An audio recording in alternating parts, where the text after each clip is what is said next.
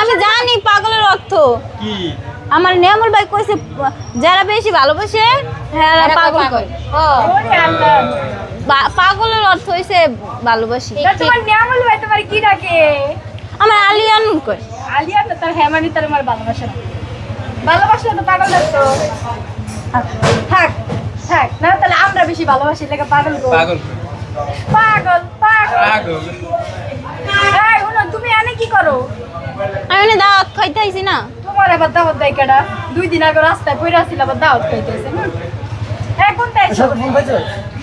কি করতে আইছো না কি করতে আইছো আমি দাওয়াত খাইতে আইছি দাওয়াত খাইতেছো